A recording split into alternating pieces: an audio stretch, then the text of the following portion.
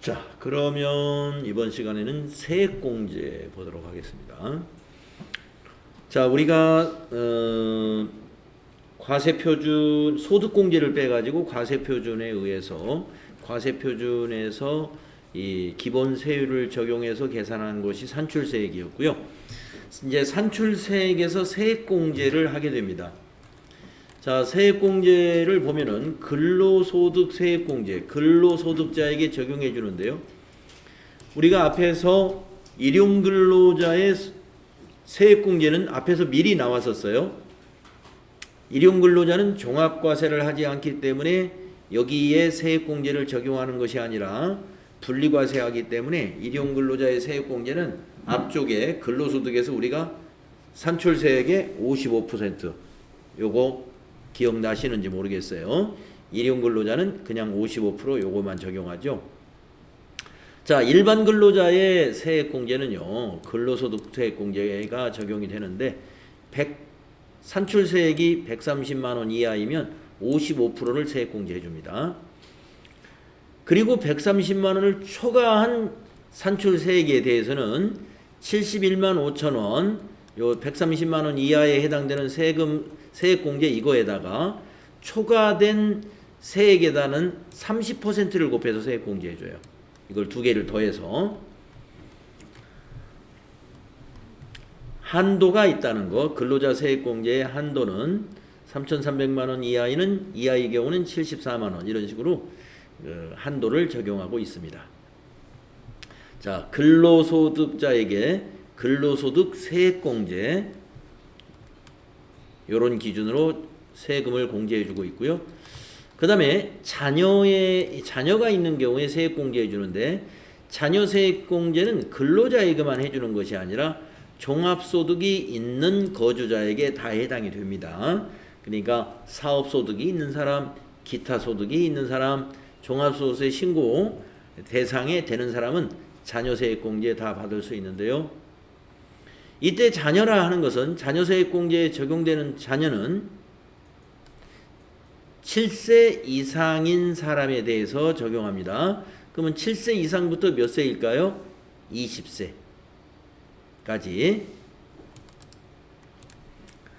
자, 왜 그러냐면은 자녀세액공제에서 왜 6세까지는 왜 제외를 했느냐 하면은요. 우리가 6세 이하인 자녀에게는 세액공제 말고 자녀 수당을 지금 주고 있어요.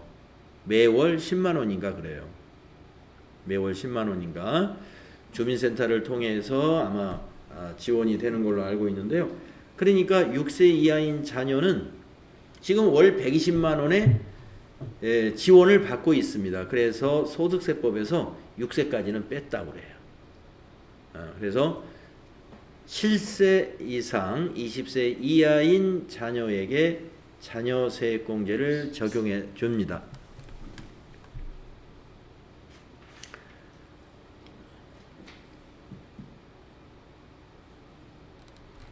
어떻게 적용해 주느냐면요. 자녀세액공제 대상자가 1명이면 15만 원, 2명이면 30만 원 세금에서 공제해 주는 거예요. 그런데 거기에 해당되는 자녀가 3명 이상인 경우는 그때부터는 30만 원씩을 더해 나갑니다. 2명까지는 30명인데 그 다음에 3명부터는 60만 원, 또 한 명이 들면 90만 원 이렇게 30만 원씩이 늘어나는 거예요. 3명부터는. 세액공제, 자녀세액공제에 자녀가 많은 경우에 굉장히 크겠죠. 자녀가 많은 경우에는 납부할 세액이 거의 없을 수가 있어요. 소득세에서. 자, 추가세액공제가 또 적용되는데요. 추가세액공제는 이 자녀가 출생했거나 입양했을 때는 나이에 상관없는 거죠. 금년에 출생한 아이가 있다. 그러면 세액공제 적용해줘요. 입양한 자녀도 쳐줍니다. 그런데 올해 이번 과세기간에 출생한 자녀가 첫째라면 30만 원 추가세액공제를 적용해주고요. 둘째라고 하면 50만 원을 적용해 주고요. 이번 과세기간에 출생한 자녀가 만약에 셋째라면은 70만 원 추가 세액공제를 적용합니다.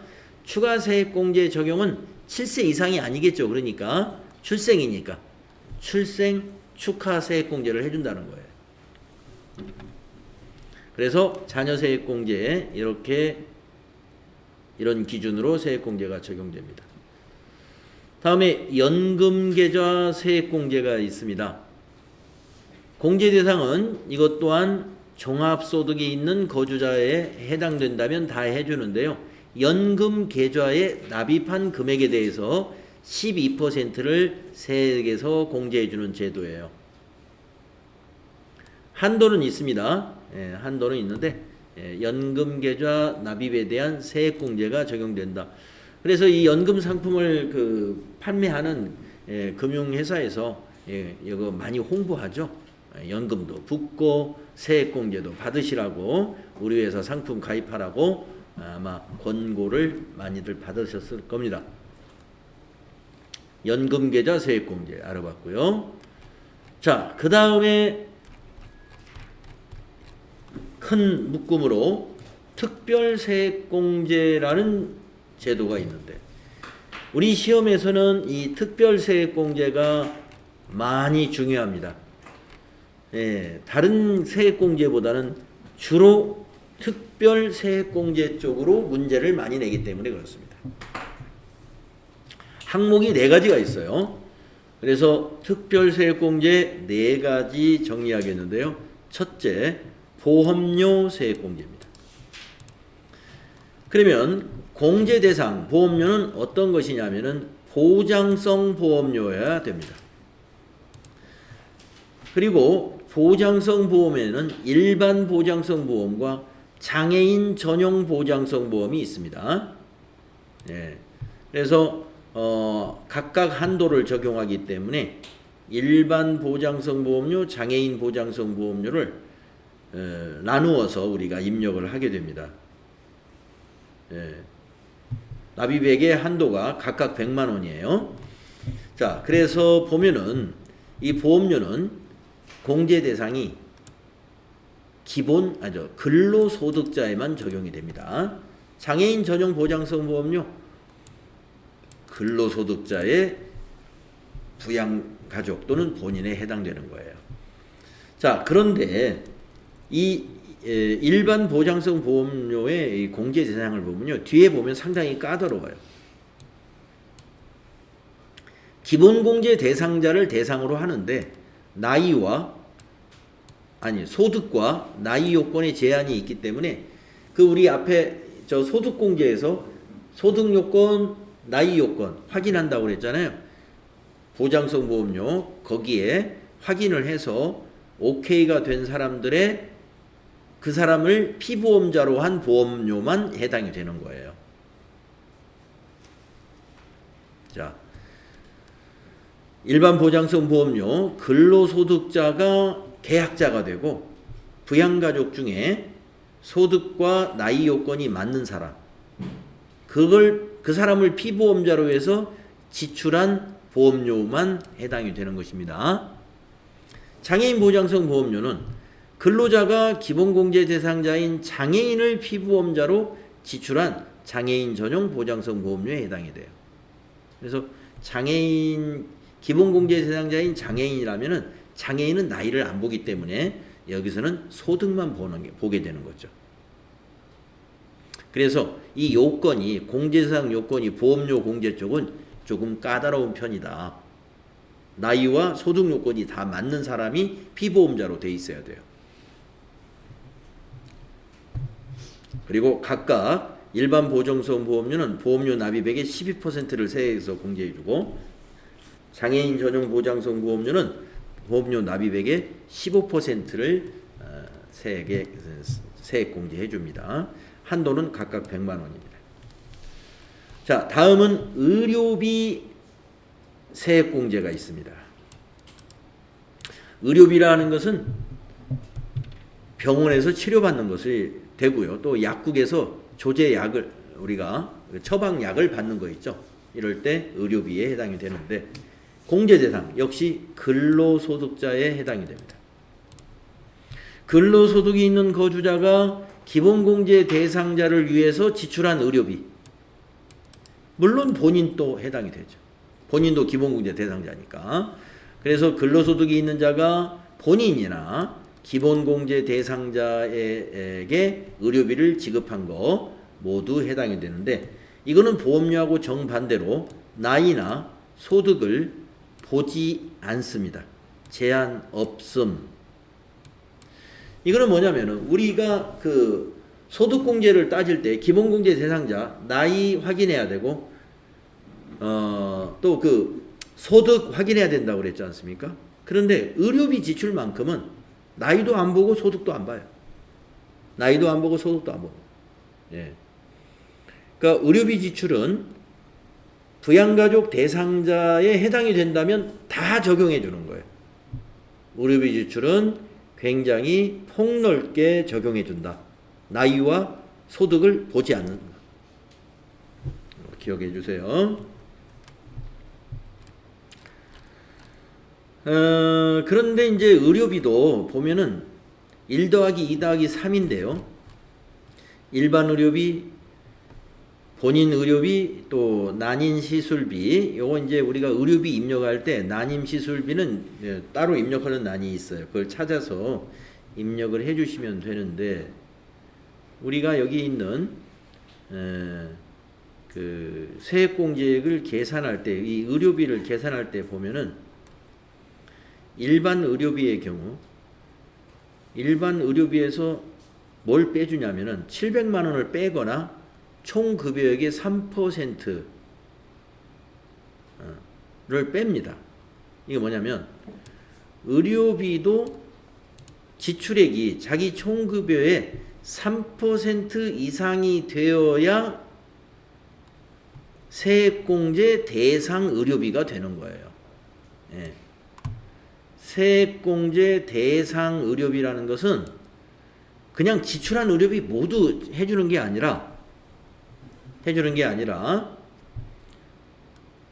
총 급여액의 3% 이상 지출했거나 700만 원 이상 지출한 거, 이 주 중에서 작은 걸 적용해 주는 거니까 700만 원이 작으면 700만 원 적용하면 되고요.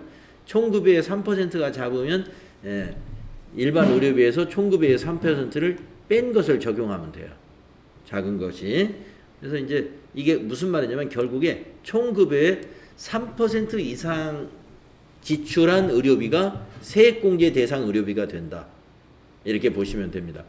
그러면 이제 만약에 내가 만약에 근로자인데 내가 총 급여가 3천만 원이 되는 사람이다라고 한번 본다면은 3천만 원을 곱하기 3% 해보게 되면은 90만 원이 나오네요. 대략적으로 계산한 거예요. 총 급여가 내가 3천만 원이다. 그럼 90만 원이 뭘 의미하냐면 세액공제 대상 의료비는 90만 원 초과된 것이 세액공제 대상 의료비예요. 그래서 병원 한두 번 가가지고는 뭐 90만 원 안 나오잖아요. 그래서 이 의료비 세액공제 받는 사람이다 그러면 그 해에 의료비 지출이 굉장히 많은 겁니다. 뭐 출산을 했다든가, 뭐 가족 중에 많이 아픈 분이 있었다든가 이랬을 때 의료비 세액공제가 좀 많이 나올 수 있어요. 그냥 건강하게 사셨다 그러면 의료비 세액공제에 적용받는 세액공제 받는 사람이 그렇게 많지 않을 것 같아요. 총급여의 3% 초과된 것이 세액공제 일단 대상 금액이 된다. 또 거기다가 뭐가 빠지느냐 하면은 요새 실손보험금을 많이들 가입을 하거든요. 치료를 받았는데 보험회사에 청구해가지고 실손의료보험료를 받았어요. 그러면 그 보험료 이 세액공제 대상 금액에서 빼야 돼요. 그래서 네.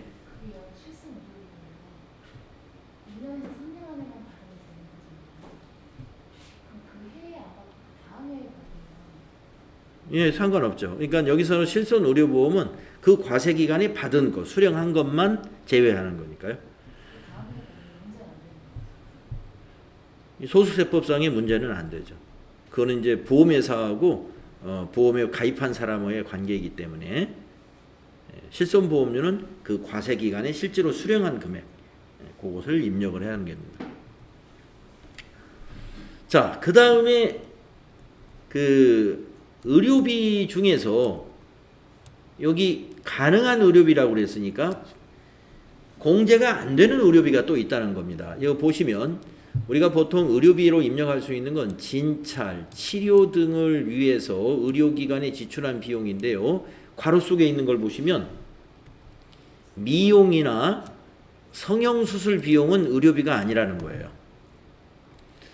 그 다음에 두 번째 보면은 이제 치료 요양을 위한 의약품, 우리가 약국에서 이제 병원 갔다 오면 대개 처방전 가지고 약품을 사잖아요.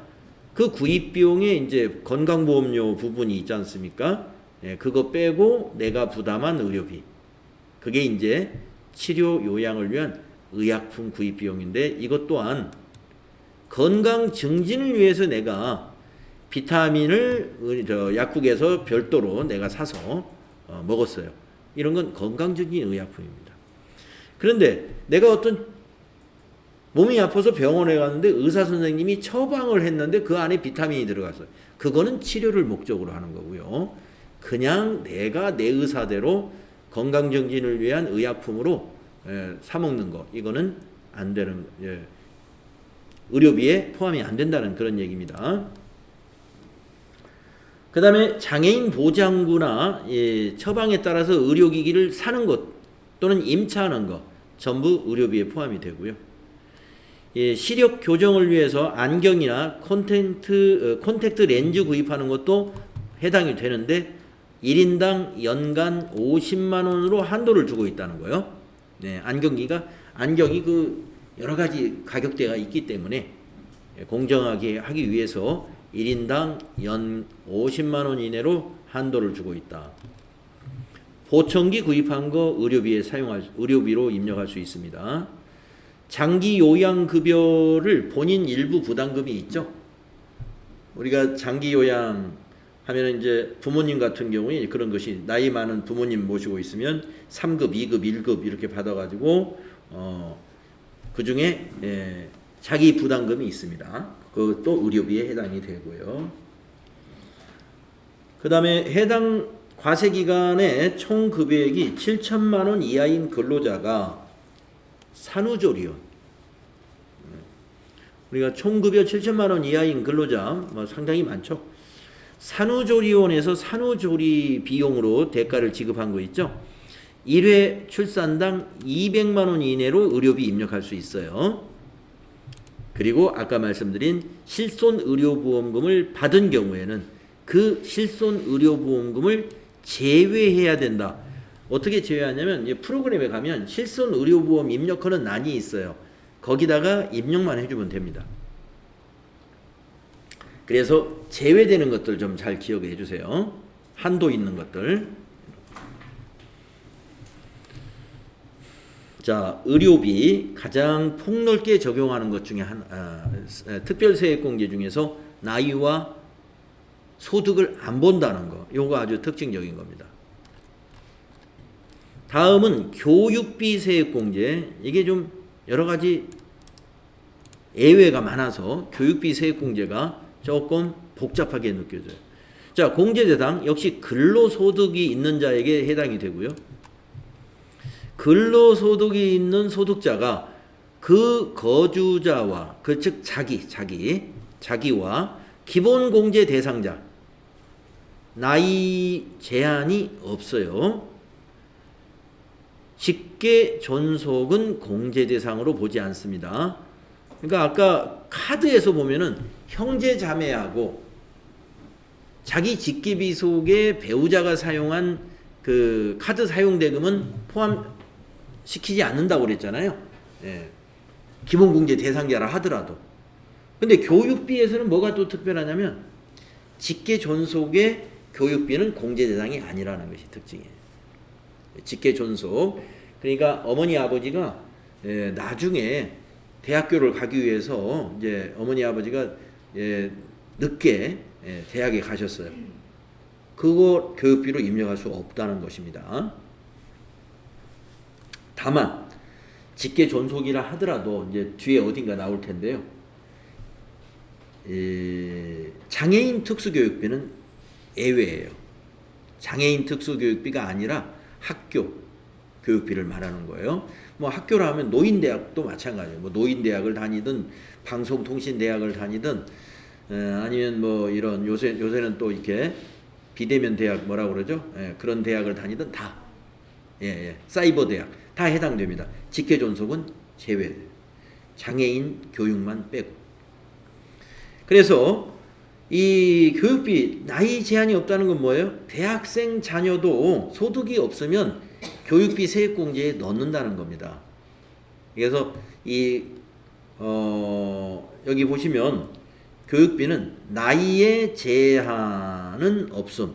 나이 요건에 제한은 없지만 소득은 이 얘기 없잖아요. 소득은 본다는 거예요. 그러니까 24세 먹은 자녀가 있는데 24세 된 자녀가 소득이 없고 그 자녀가 대학생이므로 대학교 수업료를 납부한 게 600만 원이 있다. 그러면은 그 600만 원 교육비로 입력하면 돼요. 근데 그 자녀가 나이가 이제 24세인데 소득이 있는 자녀. 예를 들어서 방학 때 어디에서 알바를 했는데 거기서 그 급여를 받았어요. 급여를 받았는데 여름방학, 겨울방학 다 받아가지고 가령 700만 원 급여를 받았다. 자, 그러면 알바 급여로 700만 원을 받았습니다. 그러면 이 사람의 소득 금액이 얼마냐면 우리가 근로소득만 있는 자는 총 급여가 500만 원 이하이면 소득이 없는 걸로 봐요. 왜냐하면 500만 원까지는 필요경비를 70% 인정해가지고 350만 원을 비용으로 빼니까 근로소득 금액이 150이었거든요. 그렇지만 기본공제 대상자로 본다고 그랬습니다. 근데 이 학생은 총 급여가 700이잖아요. 그래서 소득이 있는 사람이에요. 그래서 대학교 자녀가 어느 방학 때 어디 가가지고 돈을 벌었어요. 그때 이게 근로소득이었다 그러면 500만 원 이하면 됩니다. 그 근로소득이 500만 원 이하이면 소득이 없는 학생이 되는 거예요. 이제 만약에 근로소득 외에 다른 소득들에 대해서는 거기에 맞게끔 다시 계산해야 돼요. 기타 소득이면 기타 소득의 그 과세 기준에 맞추어서 기타 소득 금액을 다시 계산해야죠. 그래서 100만 원 이하여야 된다 하는 겁니다.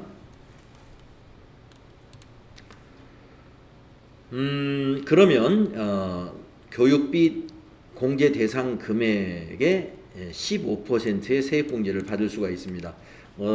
대상을 보면은요. 취학전 아동과 초중고생은 한 명당 연 300만 원 교육비로 입력할 수가 있고요.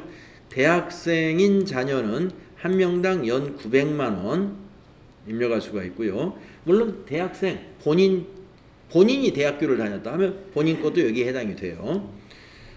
또 본인이나 장애인의 경우에는 한도가 없다는 것도 알아두시고요. 공제 대상 금액이 표로 나와 있는데 취학 전 아동의 경우에는 여기서 특별한 것은 학원비도 들어간다는 것입니다. 우리가 자녀를 보면은 취학 전 아동, 초중고, 대학생 이렇게 구분할 수가 있어요. 학원비는 취학 전 아동의 경우에만 학원비에 대해서 교육비 지출로 볼 수 있다. 세액공제 입력할 때. 그래서 만약에 취학 전 아동이면 유치원생 정도 되잖아요. 그래서 우리가 교육비로 내는 게 보육료가 있을 수가 있고 학원비가 있을 수 있고 체육시설비가 있을 수 있고 유치원비가 있을 수 있고 방과 후 수업료가 있을 수 있는데 재료비가 항상 안 돼요. 특별활동비라든가 도서 구입비가 방과 후 수업료에 포함되어 있다 그러면 그건 다 되는데 방과 후 수업료에서 재료비가 포함되어 있으면 재료비는 별도로 빼야 돼요. 급식비도 교육비로 봐줍니다. 자, 초중고생을 보세요. 초중고생은 아까 말씀드린 대로 학원비를 제외한 나머지 다 됩니다. 그런데 나머지라 하더라도 보시면 여기도 재료비 제외 이런 거 있죠. 방과 후 학교라는 게 있어요. 초중고생들은. 그래서 방과 후 학교 수강료 다 교육비로 넣을 수 있는데 재료비만은 뺀다는 것이 이게 특징적이고, 그 다음에 이제 중고생 같은 경우는 교복이 있지 않습니까? 중고생의 교복은 또 그게 여러 가지 가격이 있어요. 그래서 공평하기 위해서 연간 한 명당 50만 원 이내로만 입력이 가능해요. 한 명당 50만 원으로 딱 정해놨어요. 또 현장 체험 활동이라는 게 있는데 현장 체험 학습비도 학생 한 명당 연 30만 원 이내로만 정해놨어요. 현장 체험 학습 활동 여러 번 하는 사람도 있고 있으니까 한 번씩만 한 번이 아니라 횟수가 아니라 연간 30만 원 제한을 했다. 자, 대학생은 뭐 다른 잡다한 게 없고 그냥 교육비입니다. 그리고 국외교육비라는 건 뭐냐면은 해외에서 우리가 자녀가 해외에서 대학을 다니면 해외에서 교육비 지출하잖아요. 물론 초중고생도 마찬가지입니다. 해외 교육비, 여기 국외교육비 여기 있죠. 초중고생도 유학을 보내면 해외에서 교육비 납부한 거 우리가 교육비로 입력이 된다는 거죠. 다음 페이지로 넘어가 보면 근로자 본인에 대한 부분을 보시면요. 대학원이 들어가 있어요. 여기 대학원. 대학원 한 학기 이상의 교육과정, 한 학기 이상의 대학원 교육과정. 우리가 대학원이 말입니다. 본인의 대학원비는 교육비로 입력을 하지만 자녀들의 대학원비는 또 제외됩니다. 자녀들의 대학원비는 제외가 된다는 거. 근로자 본인의 또 특이한 것은 직업능력개발 훈련 수강료라고 하는 거 있죠. 바로 지금 여러분들이 지금 참여하고 있는 이런 과정이 직업능력개발 훈련 과정입니다. 그래서 근로자의 직업능력개발 훈련 과정, 이제 올해부터 본인 부담액이 우리 학원 같은 경우 지금 사무 쪽으로 50%가 본인 부담액이잖아요. 지금 세무에게는 30%예요. 그래서 본인 부담액이 이제 꽤 금액이 커졌습니다. 그러므로 이제 근로자시다 그러면은 직업능력개발 훈련 수강료 챙겨가지고 연말정산할 때 공제 받으세요.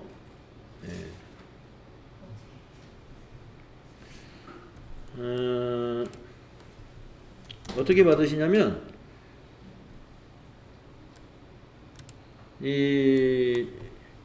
그 교육기관에 요거를 해달라고 그러면 됩니다.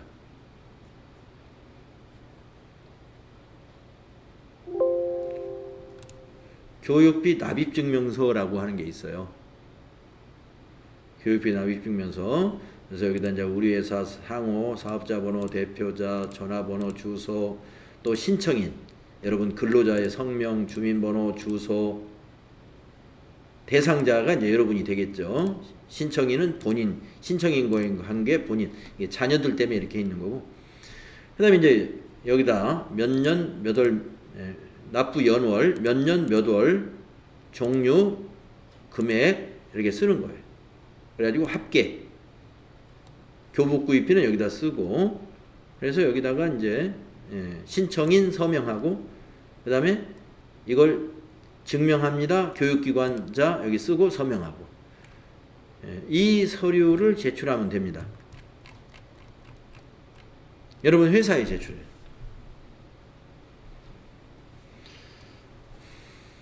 그래서 여러분 그 납부한 것이 명세가 있으면 지금 필요하시면 저한테 얘기하세요. 몇 월에 얼마인지 기억하고 계세요? 2번 결제했어요? 적어놨어요? 네. 그러면 그거를 저한테 카톡이나 문자로 보내주시면 제가 내일 작성을 했다가 내일 작성하면 내일은 수업이 없으니까 네 월요일 날 제가 드리면 되겠다. 오늘 하면 수업 끝나고 조금 기다리면 해줄 수 있어요. 교육비 납입증명서 그 내용 이건 이제 자료를 다 여러분이 월을 모르면 제가 다 자료를 찾아봐야 되니까 시간이 걸리고 정확히 아시면 여러분이 자료 주시면 바로 하면 돼요.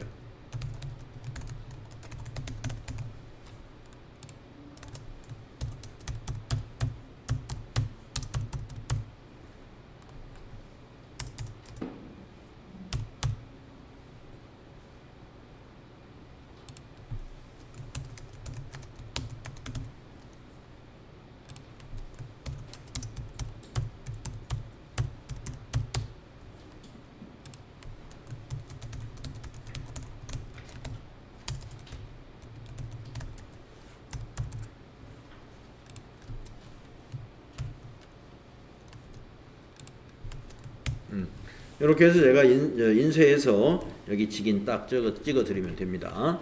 좀 이따 수업 끝나고 받아가시고.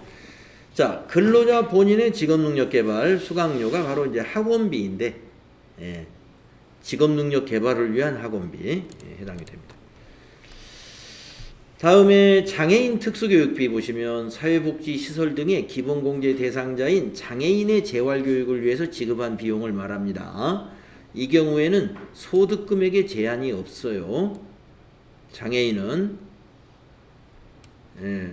직계존속도 공제가 가능합니다. 그래서 장애인 교육비는 직계존속도 되고 또 나이도 안 보지만 교육비는 소득금액에도 제한을 두지 않는다. 장애인 교육비는 소득금액에 제한을 안 두지만 나머지 여기 중고등학생이나 대학생은 소득금액을 봅니다. 자, 특별세액공제 네 번째 마지막이죠. 기부금 세액공제가 또 있어요. 기부금 세액공제의 대상을 보면 거주자. 그래서 거주자가 지급한 기부금의 경우에 해당이 되니까요. 반드시 근로자만 적용해 주는 건 아닙니다. 기부금의 종류를 보면요. 정치자금 기부금이 있고 법정 기부금이 있고 우리사주조합 기부금이 있고 지정기부금이 종교단체 지정과 종교단체 외 지정기부, 종교단체 지정기부 이렇게 나누어집니다. 그러니까 비지정기부는 기부금 세액공제에 해당이 안 돼요. 그러니까 기부금이라는 것은 정치자금이든지 아니면 법정 기부금이든지 아니면 우리사주조합 기부금이든지 아니면 지정기부금 이런 범위에 들어와야 됩니다. 그러니까 이제 뭐가 빠지냐면은 예를 들어서 소득자가 무슨 고등학교 동창회 또는 무슨 자기가 다녔던 대학교 동창회 이 동창회에다가 기부금을 냈다. 이건 기부금으로 안 보는 거예요. 왜냐하면 동창회에 기부한 것은 정치자금 기부금도 아니죠. 법정 기부금은 아닙니다. 우리사주조합 기부금 아니죠. 그 다음에 지정기부금이 아니에요. 이 지정기부금이라는 것은 사회복지, 문화 등 공익성을 고려한 지정기부금 단체라고 그랬어요. 그래서 지정기부금 단체는 이게 지정기부금이라는 기부금 납입 확인서를 이렇게 발행할 수가 있어요. 그 다음에 이제 종교단체가 해당이 됩니다. 지정기부금에. 어떻게 계산을 하느냐 하면요. 이 세액공제가 정치자금 기부금은 10만원 이하는 거의 100% 다 해줍니다. 110분의 10, 아니 110분의 100. 근데 10만원 초과한 거에 대해서는 15%를 세액공제 해주고요. 또 3천만원 이상 고액 정치자금은 25%를 세액공제 해준다. 법정기부금 그 다음에 우리 사주 지정기부금 모두 1,000만 원 이하는 15%, 1,000만 원 초과한 고액 기부에서는 30%를 세액공제해 줍니다. 그래서 기부금 세액공제는요, 소득만 봐요. 소득만. 여기 지금 아까 여기서 그 부분이 여기 그냥 네, 여기에 보면 나이 요건 제한 없음이라고 되어 있네요. 나이 요건 제한 없음. 나이 요건 제한 없다는 것은 소득은 제한이 있다, 이런 말씀이 되겠죠. 그러니까 아까처럼 24세 자녀가 있다고 봐요. 24세 자녀를 한번 생각해 봅시다. 24세 자녀가 다니는 교회에 또는 성당에 기부를 했습니다. 그러면 24세 자녀는 나이를 안 보니까 상관이 없어요. 20세 이하를 따질 필요가 없습니다. 24세 자녀가 소득이 없으면 소득자의 돈으로 종교단체에 기부했다, 이렇게 본다는 거죠. 그렇죠? 그렇기 때문에 기부금 세액공제에 입력이 가능합니다. 소득만 확인하시면 돼요. 나이를 보지 않는다.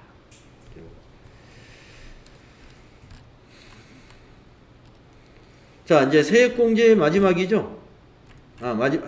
두 개 더 있네요. 납세조합 공제라는 세액공제 제도가 있습니다. 납세조합 원천징수 세액의 5%를 세액공제 해주고 있어요. 자, 그 다음에 외국 납부 세액공제 제도가 있는데요.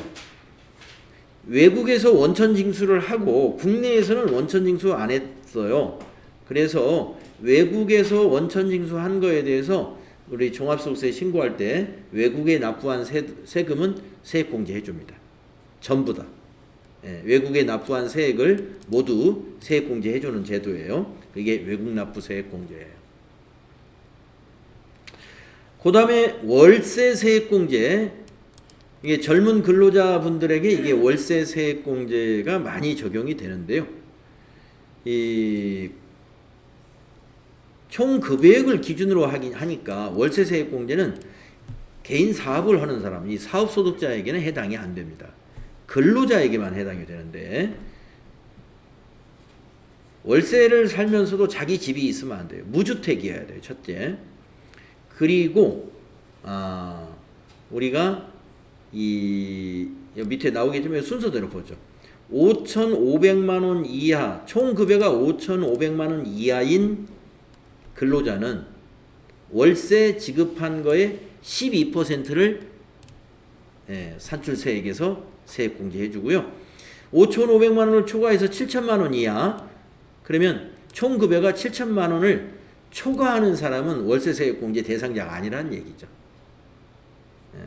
7,000만 원 이하에는 10% 세액공제를 해줍니다. 월세 납입액의 10%. 이게 작지가 않아요. 월세를 만약에 50만 원씩 낸다 그러면은 연간이면 600만 원이잖아요. 600만 원의 10%면 세금이 60만 원입니다. 산출세액에서 세금 60만 원, 굉장히 큰 공제인 거죠. 네? 네? 관련 제출 서류? 월세 납입 증명서. 예. 이 세입자가 그 건물주에게 요청을 하면 됩니다. 그래서 월세 지급 한도는 연간 750만 원으로 한도를 했기 때문에 월세 한 50만 원 정도 내는 사람은 다 해당이 돼요. 연간 600만 원이니까 750만 원 한도에 해당이 되죠. 그리고 월세가 750만 원 넘었다 그러면 750만 원까지만 입력해서 세액공제 받으면 됩니다. 그러면 75만 원이잖아요. 10%만 봐도. 자, 공제 요건 보겠습니다. 무주택이고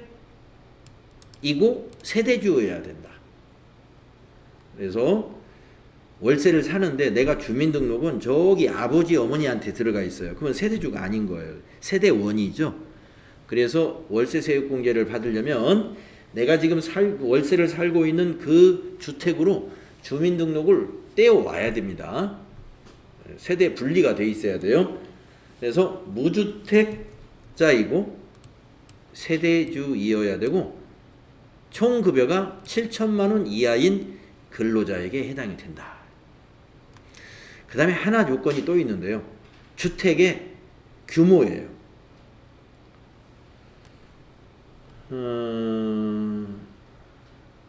그 다음에 세대주가 있는데 세대주가 주택 관련 공제를 받지 않는 경우는 세대원도 가능하다. 이게 무슨 말이냐면 만약에 언니하고 동생 둘이 하나의 방을 얻어서 월세를 살 수도 있잖아요.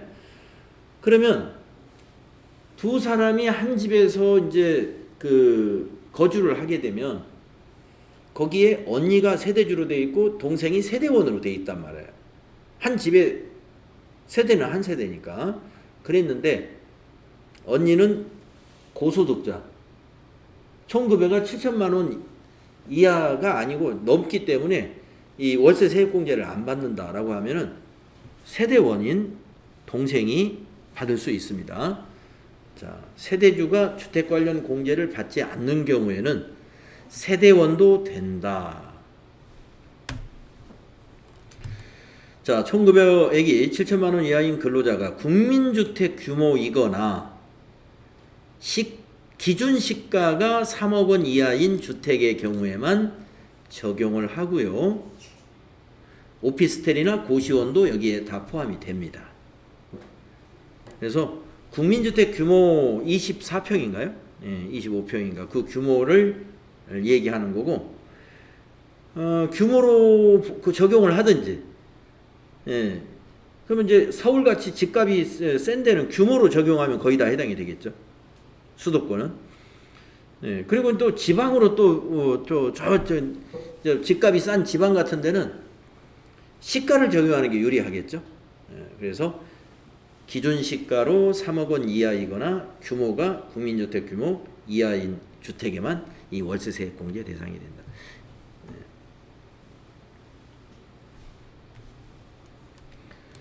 그래서 아마 인터넷에서 여러분이 찾아보시면 월세 납입증명서라는 양식이 있습니다.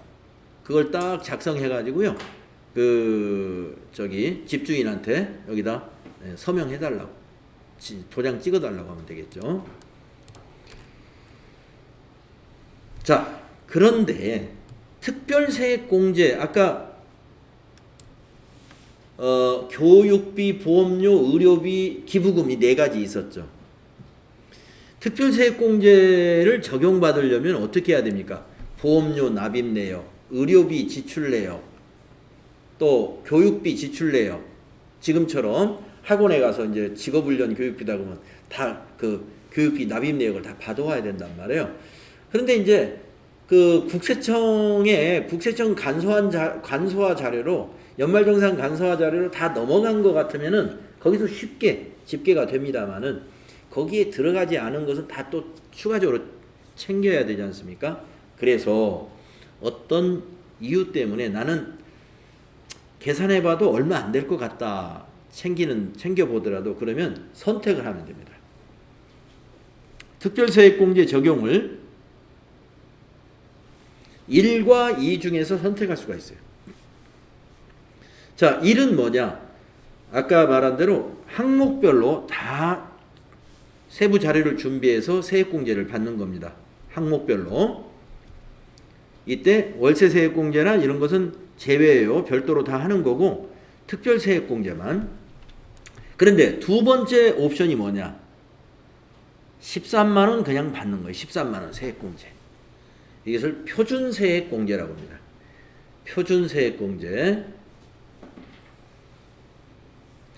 표준세액공제에서는 우리가 보험료, 의료비, 교육비 이거에 대해서 13만 원 세액공제 그냥 받고 자료 아무것도 없어도 돼요. 정치자금 기부금 세액공제하고 우리사주 기부금 세액공제는 따로 적용을 받을 수가 있어요. 그래서 뭐 정치자금 기부금 없다 그러면 그냥 표준세액공제 13만 원만 받으면 됩니다. 그래서 우리가 자료를 제출하지 않더라도 표준세액공제를 적용받는 경우에 세액공제 누구든지 13만 원을 받을 수 있는 거겠죠.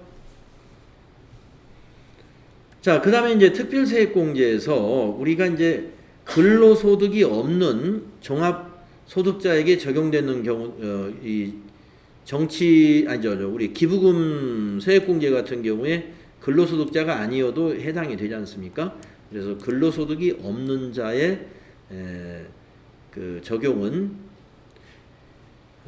기부금 세액공제에다가 표준세액공제 7만원 적용받을 수 있어요. 근로소득자의 표준세액공제는 13만원이고 근로소득이 없는 자의 표준공제는 7만원이다.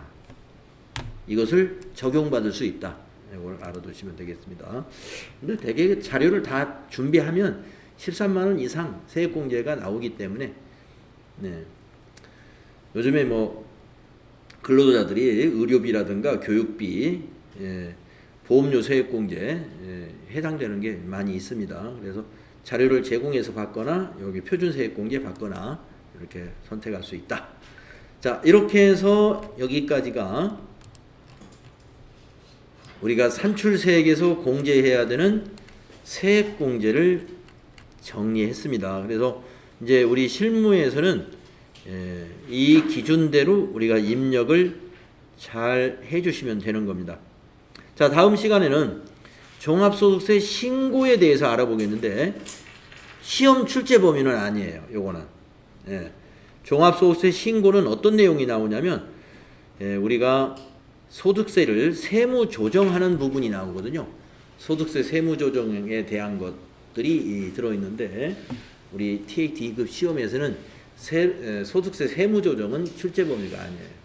그래서 일단 한번 쭉 내용이 어떤 내용이 있는지 훑어보는 정도로 해서 소득세 이론이 이 단원으로 끝이 납니다. 소득세 세무 조정하기부터 이제 그 신고 사례 뒤에 수행 내용 하나가 있는데 거기까지 해서 이제 소득세 이론이 끝나기 때문에 다음 주 월요일인가요? 우리가 다 수업이 다음 주 월요일이면 소득세 이론의 앞부분이 끝나고 이제 문제풀이, 실전 문제풀이 이제 그것을 하루 정도 더 하면 되니까 여러분이 이제 좀 지겨운 이론이 다음 주 화요일이면 마무리가 될 것 같습니다. 다음 주 화요일.